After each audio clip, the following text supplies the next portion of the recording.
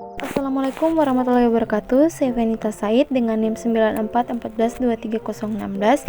Pada hari ini saya akan membahas mengenai kasus pilot PT Asuransi Jiwa Asih-Jaya, atau disebut juga dengan Asuransi Bumi Asih. Gimana pilot ini adalah suatu kondisi ketika seseorang atau badan usaha tidak dapat membayar utang-utangnya yang sudah jatuh tempo. Kasus ini bermula dari OJK yang dulu bernama Badan Pengawas Pasar Modal dan Lembaga Keuangan yang memberikan sanksi pembatasan kegiatan usaha kepada Asuransi Bumi Asih pada April 2009. Saat itu perseroan dinilai tidak menjalankan kewajiban penambahan modal dan rasio solvabilitasnya di bawah ketentuan yang disyaratkan, yakni sebesar 120%.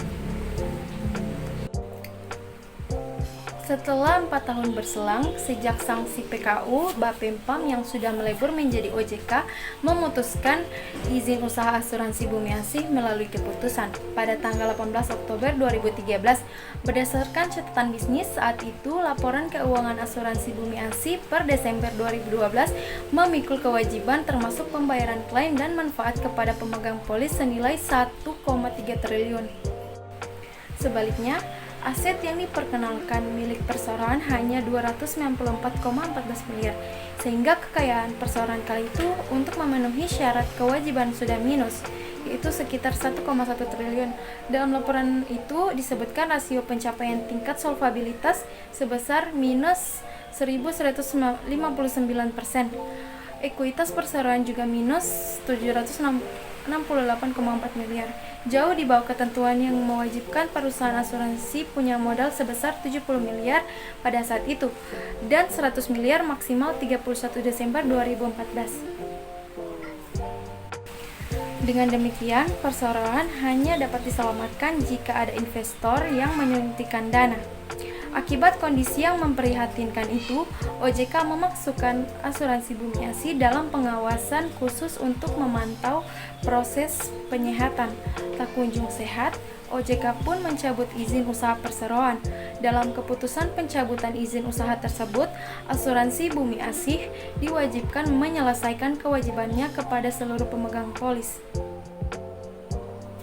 Namun, kewajiban itu tak kunjung dilaksanakan yang pada akhirnya mendorong OJK mengajukan gugatan pilot kepada Asuransi Bumi Asih hingga tingkat kasasi pada 2015. Permohonan lembaga pengawas sektor jasa keuangan tersebut dikabulkan oleh Mahkamah Agung sehingga Asuransi Bumi Asih resmi menyandang status pilot dan insolvensi sejak Agustus 2015.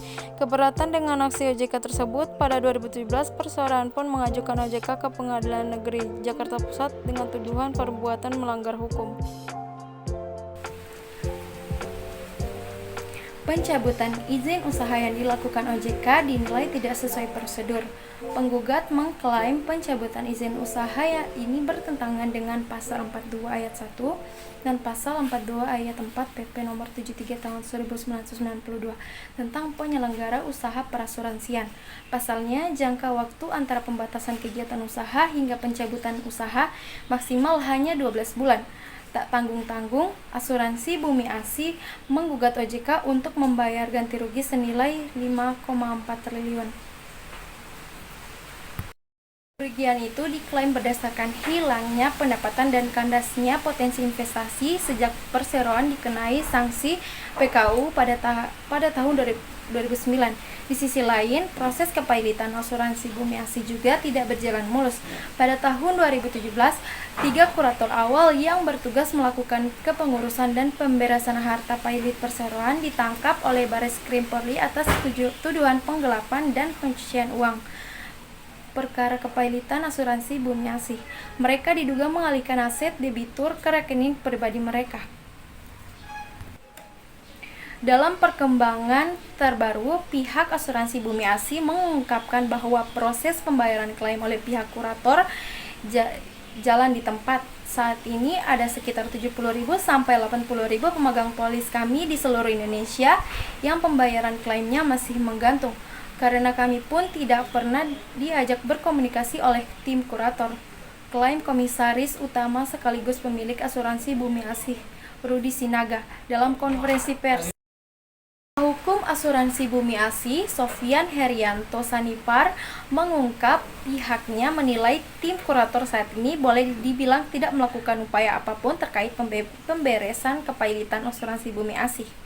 Oleh sebab itu, pihaknya tengah mengajukan permohonan pengganti kurator sesuai ketentuan pasal 71 huruf U Undang-Undang Nomor 31 Tahun 2004 tentang kepailitan dan penundaan kewajiban pembayaran utang. Penanganan kepailitan kami tidak ada progresnya sama sekali, padahal sudah 7 tahun lamanya. Soal update pembayaran kepada pemegang polis pun tidak jelas. Jadi permohonan ini bukan hanya untuk keuntungan kami, melainkan juga demi para pemegang polis, imbuhnya. Sekian pemaparan dari saya. Apabila terdapat kesalahan kata, mohon dimaklumi. Wassalamualaikum warahmatullahi wabarakatuh.